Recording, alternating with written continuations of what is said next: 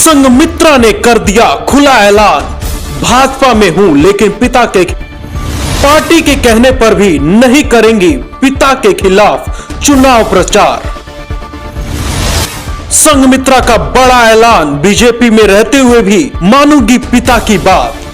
BJP असमंजस में है कि बदायूं की सांसद और भाजपा छोड़ सपा में जा चुके स्वामी प्रसाद मौर्य की बेटी संघमित्रा के साथ क्या करे। वो अभी तो भाजपा में है लेकिन उनका दिलो दिमाग अपने पिता के साथ है।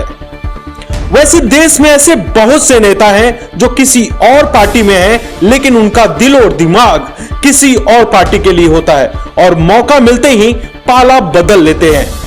अब यहां हां या ना की स्थिति संघमित्रा के लिए भी है और बीजेपी के लिए।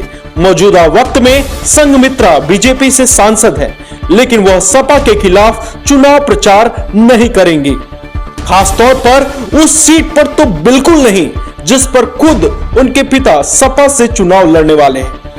हालांकि अभी यह निर्धारित नहीं हुआ है कि कौन ऐसी सीट होगी जिससे स्वामी प्रसाद मौर्य चुनाव लड़ेंगे। उनके पडरौना सीट की बात कहें तो अभी अटकलें लगी हुई हैं और ये संभावनाएं दर्ज की जा रही हैं कि वह पडरौना छोड़कर किसी और विधानसभा सीट से चुनाव लड़ सकते हैं। लगातार बीजेपी के द्वारा संघमित्रा के ऊपर दबाव बनाया जा रहा है लेकिन संघमित्रा ने भी इस संबंध में अपना स्टैंड क्लियर कर दिया है। संभावना है कि पार्टी की बात न सुनने के कारण 10 मार्च के बाद उनके खिलाफ बीजेपी एक्शन ले सकती है।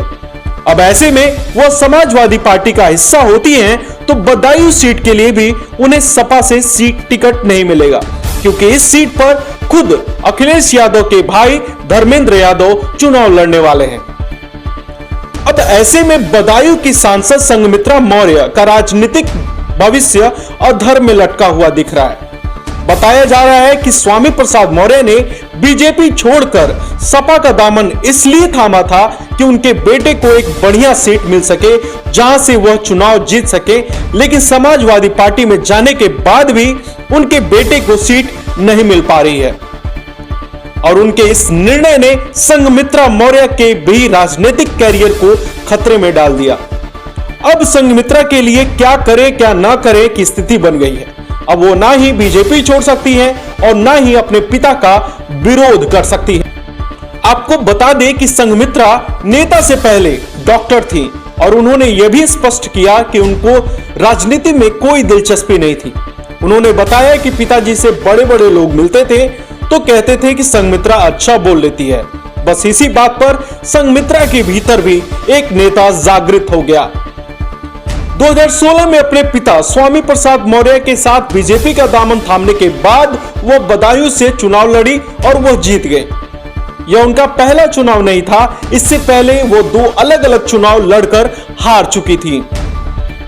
अब बड़ा सवाल खड़ा होता है कि क्या स्वामी प्रसाद मौर्य जब पार्टी बदलने की योजना बना रहे थे तो उन्हें संघमित्रा का ख्याल नहीं रहा या फिर इन सब बातों को ध्यान में रखकर ही उन्होंने बीजेपी का दामन छोड़कर सपा का दामन थाम लिया।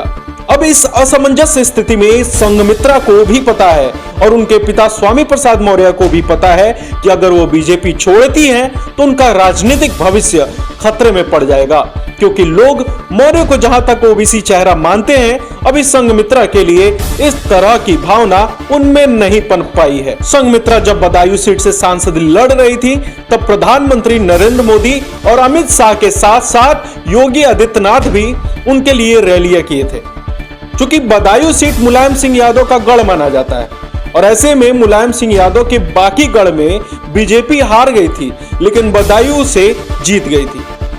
इस बात की भी संभावना है कि अगले चुनाव में अगर वो जीतती हैं तो उन्हें मंत्री बनने का ऑफर मिल सकता है, लेकिन वह वक्त आए उससे पहले उनके पिता के एक बड़े फैसले ने संघमित्रा के भविष्य को पूरी तरह दांव पर लगा दिया है। राजनीति में अपने अपनों के खिलाफ चुनाव लड़ते हैं, बयानबाजी करते हैं, ऐसा स्वाभाविक सा है, लेकिन संघमित्रा के लिए अभी कोई निर्णय ले पाना आसान नहीं है।